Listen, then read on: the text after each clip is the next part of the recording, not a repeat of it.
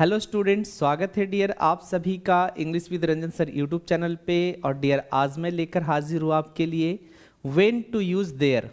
देखिए डियर, अब जो हम सीखने वाले हैं, अभी तक आपने जो भी सीखा है कि देयर का यूज़ कब करते हैं, इतना के बाद आप लोग से मैं ये चाहूँगा कि आप लोग अभी आगे मत देखिएगा वीडियोज़, इतने के बाद आप नीचे कॉमेंट ज़रूर कीजिएगा, ठीक है, कि देयर का यूज़ आप कब करते हैं। मैं जानना चाहता हूं, एक्चुअली ये मेरे अंदर जिज्ञासा जगी कि भाई देयर का यूज आखिर कर तो देते हैं, हमें सेंटेंस में पता चलता है कर देते हैं, लेकिन क्या इसका एक्चुअली फैक्ट आप जानते हो कि कब हम यूज देयर का करते हैं?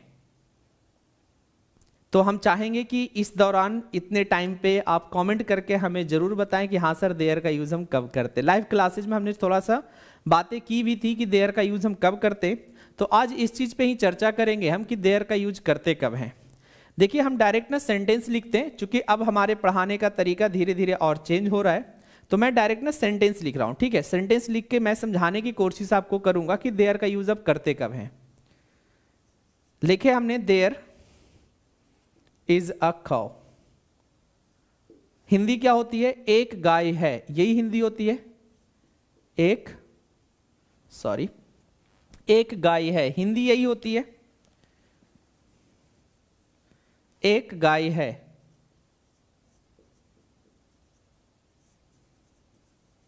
तो हमारे पास कॉन्सेप्ट यही है कि एक गाय है में अगर हम बात करें तो अगर इसको हम इंग्लिश ऐसे लिख दे, अ काउ इज, क्या ये सेंटेंस सही होगा?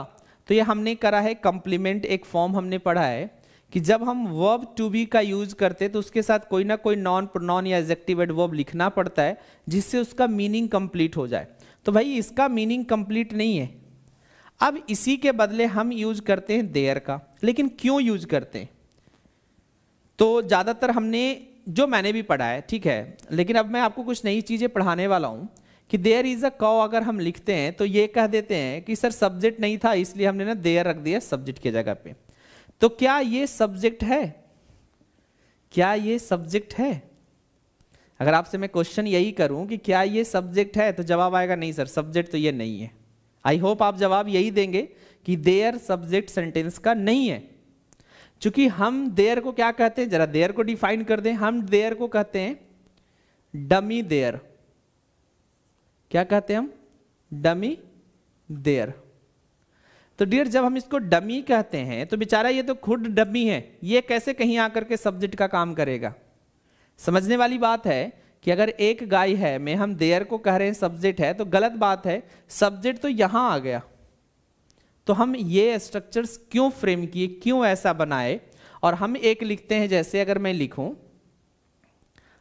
दिस इज अ काउ, अगर हम एक सेंटेंस लिखते हैं दिस इज अ काउ, ठीक है, यह एक गाय है, तो ये इंडिकेट करके बोलते हैं। या सिंपल दूसरे सेंटेंस लेता हूं मैं, सॉरी, ये सेंटेंस थोड़ा ज्यादा जस्टिफाई नहीं करेगा जो मैं बोलना चाह रहा हूं। अगर मैं लिखूं she is a student, she is a student, अगर मैं ये लिखा हूं सेंटेंस, तो इसमें सब्जेक्ट हमें पता है शी है,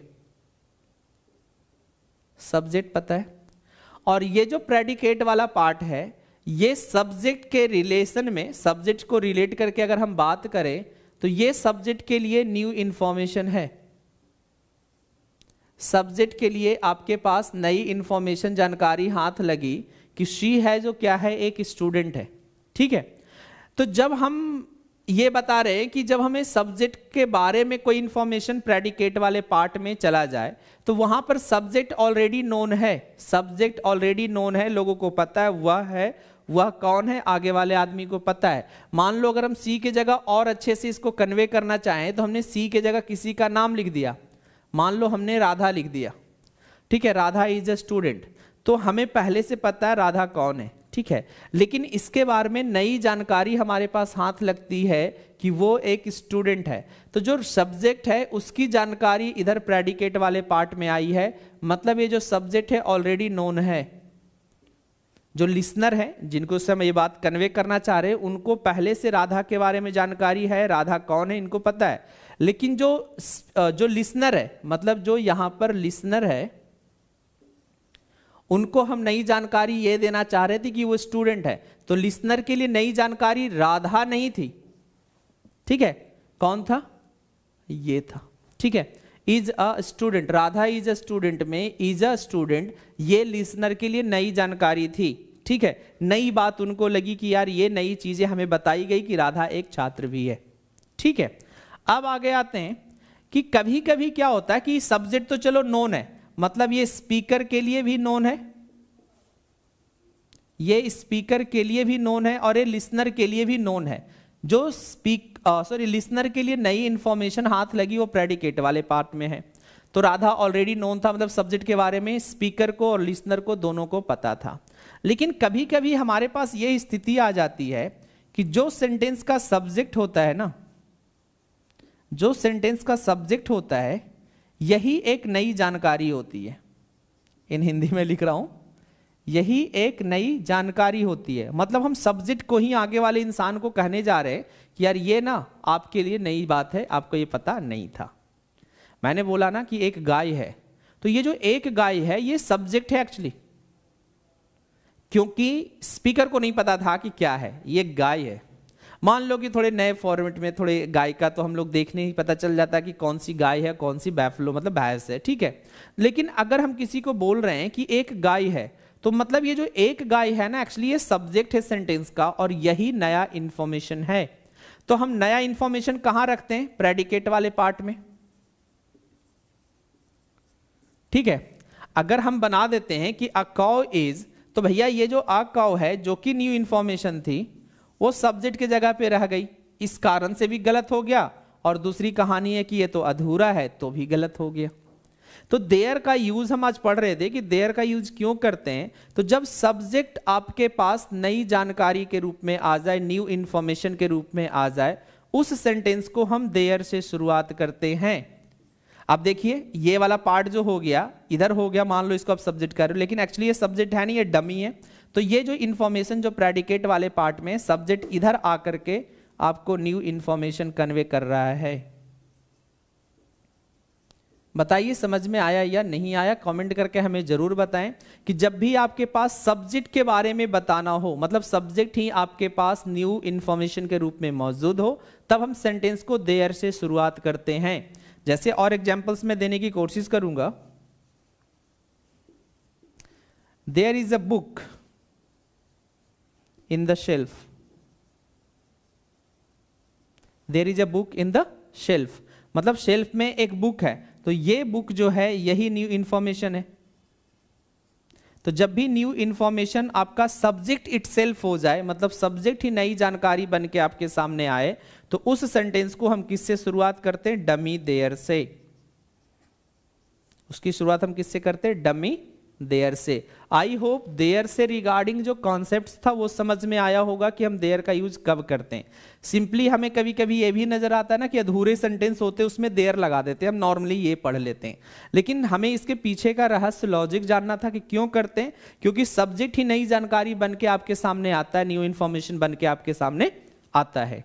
तो जब भी सब्जेक्ट के बारे में बताना हो, ठीक है, सॉरी सब्जेक्ट के बारे में बताना हो, तब तो हम ये वाला स्ट्रक्चर लिख देते हैं, सब्जेक्ट वर्ब ऑब्जेक्ट या कंप्लीमेंट, जो भी आप लिखिए। जनरली हम कंप्लीमेंट से नई जानकारी देते हैं सब्जेक्ट के बारे में, लेकिन अगर जब सब्जेक्ट ही बेचारा नई जानकारी बन के आ जाए तब हम देयर के साथ, और सब्जेक्ट इधर वाले पार्ट में आ जाता है। आई होप मैं समझा पाया हूँगा कि देयर का यूज आखिर हम करते क्यों हैं अपने लैंग्वेज में। लिखने में ज़्यादातर स्टोरीज में बहुत ज़्यादा इस्तेमाल हम देयर का यूज करते हैं, कि देयर का यूज कब करते हैं, ठीक है।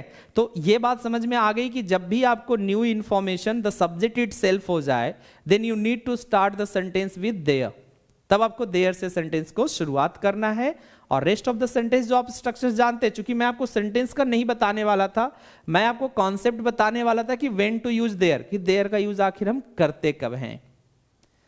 चलिए तो मिलेंगे हम डियर एक नए वीडियो में, नए क्लास में। और हमने पेड कोर्सेज लॉन्च किया है, तो मैं रिक्वेस्ट करूंगा आप सभी से कि पेड कोर्सेज को बाय जरूर करें आप लोग, क्योंकि वहां पर फाउंडेशन चलाया जाएगा, फाउंडेशन बैच है वो, तो उसको आप लोग जरूर बाय करें। डिस्क्रिप्शन में उसका लिंक मिल जाएगा आप सभी को।